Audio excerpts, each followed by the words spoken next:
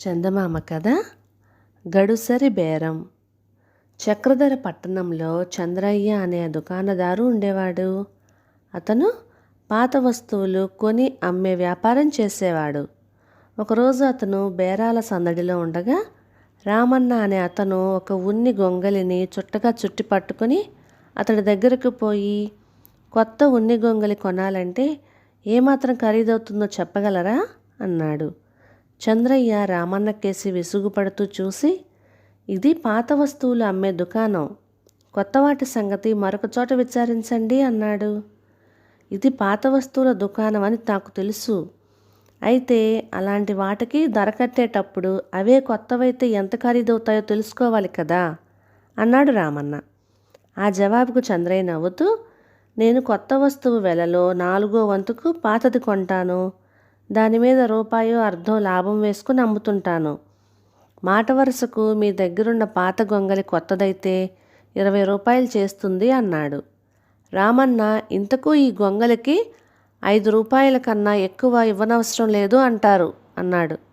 చంద్రయ్య గొంగలిని పరీక్షగా చూస్తూ, దీనికి ఆ మాత్రం రావడం కూడా కష్టమే, రంగు కూడా వెలిసిపోయింది కనుక 4 రూపాయలకు మించి చెయ్యదు అన్నాడు. ఆఖరిసారిగా అడుగుతున్నాను, మరొక్క మాట చెప్పండి అన్నాడు రామన్న. చంద్రయ్య గొంగలిని తన చేతిలోకి తీసుకొని, ఇది చాలా పాత గొంగలి, నేత కూడా బాగా నలిగిపోయి దార పోగులు బయటపడుతున్నవి, ఇది 3 రూపాయల కన్నా ఎక్కువ చేయదు అన్నాడు.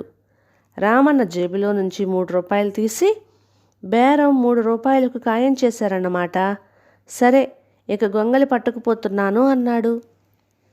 చంద్రయ్య రూపాయల కేసి వింతగా చూస్తూ, మీరు నాకు డబ్బు ఇచ్చి గొంగలి పట్టుకుపోవడం ఏమిటి అన్నాడు. ఇది మీ దుకాణంలోనిదే కదా, బయట వేలాడదీసి ఉండగా చూసి నచ్చటం వల్ల బేరమాడి కొనుక్కుపోదామని లోపలికి తీసుకువచ్చాను అన్నాడు రామన్న. చంద్రయ్య రామన్న కేసు కోపంగా చూస్తూ, ఈ గొంగలి మీద దీని వెల ఎంతో రాసి అంటించిన చీటీ ఉండాలి, అదేం చేశారు అని అడిగాడు.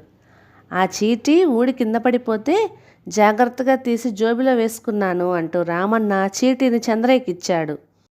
చంద్రయ్య చీటీ కేసి చూసి, గొంగలి వెల 10 రూపాయలని స్పష్టంగా రాసి ఉంది, ఇష్టమైతే ఆ ధర ఇచ్చి పట్టుకెళ్ళండి అన్నాడు.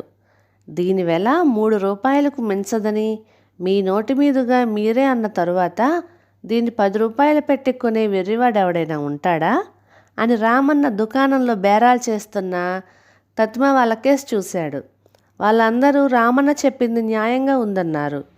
వస్తువు కొనడానికి వచ్చాడో అమ్మడానికి వచ్చాడో తెలియనీయకుండా అంత చాకచక్యంగా బేరం సాగించిన రామన్నను మనసులోనే మెచ్చుకుంటూ చంద్రయ్య అతడికి 3 రూపాయలకే గొంగలినిచ్చేశాడు. సహజ చిత్రం. చిగురుపాడు జమీందారు చిన్నరాయుడికి ఆడంబరాలంటే అసలు కిట్టేదే కాదు.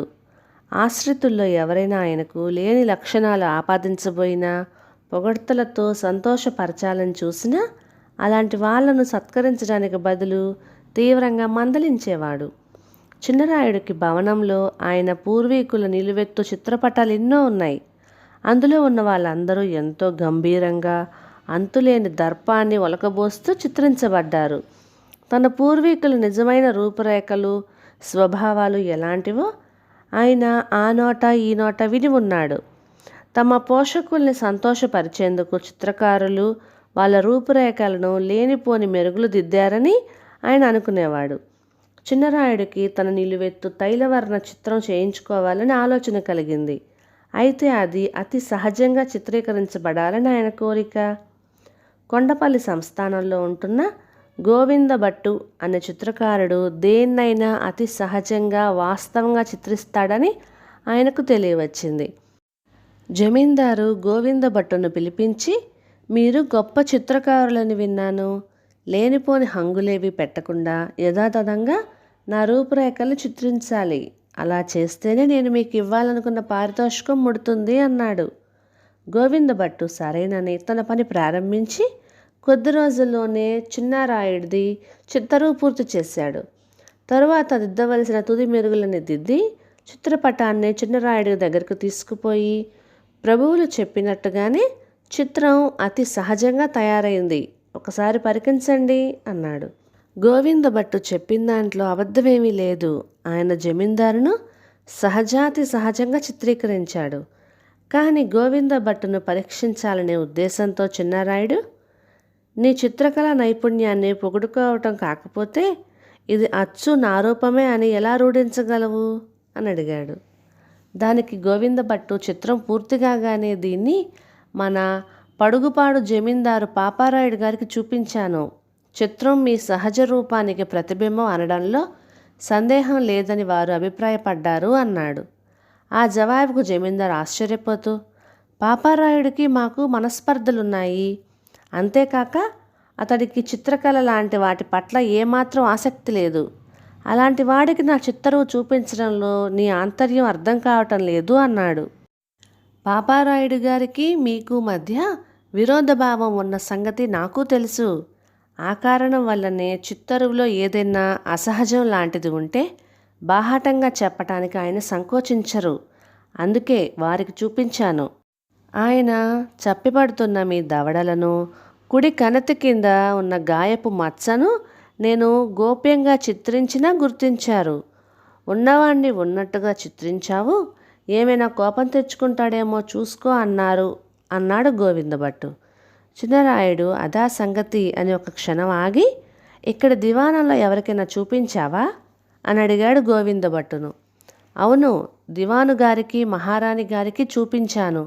వారి అభిప్రాయం ఏమిటో తమరే స్వయంగా తెలుసుకోండి అన్నాడు గోవిందభట్టు. చిన్నరాయుడు దివానుకు కబురు పెట్టి తైలవర్ణ చిత్రాన్ని గురించి ఆయన అభిప్రాయం ఏమిటో చెప్పమన్నాడు. గోవిందభట్టు గీసిన చిత్రంలో నాకేదో లోపం కనబడుతున్నది. ఆయన మిమ్ములను మీ తాత తండ్రులంత హుందాగా చిత్రించలేదు. నిజానికి మీరు శ్రీకృష్ణదేవరాయల వారి కన్నా గంభీరంగా కనబడతారు అన్నాడు దివాను. తర్వాత జమీందారు చిత్రాన్ని తన భార్యకు చూపించాడు. ఆమె చిత్రం కేసి పరిశీలనగా చూసి, చిత్రంలో మీ టీవీ హుందా మీ పూర్వీకులకు ఏమాత్రం తీసిపోదు. కానీ వయస్సు విషయానికి వస్తే ఇప్పటి మీ వయస్సు కన్నా చిత్రంలో మరీ 5-6 ఏళ్ళు పెద్దవారిలా కనబడుతున్నారు అన్నది మహారాణి.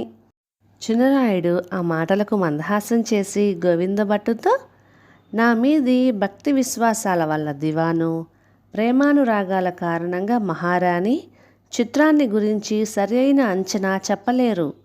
ఇందుకు నా పట్ల సద్భావం లేని జమీందారు పాపారాయుడే తగినవాడు. చిత్రాన్ని అతి సహజంగా చిత్రించి మీరు గొప్ప చిత్రకారులన్న పేరు సార్థకం చేసుకున్నారు అని అతన్ని ఘనంగా సత్కరించాడు. కథ సమాప్తం.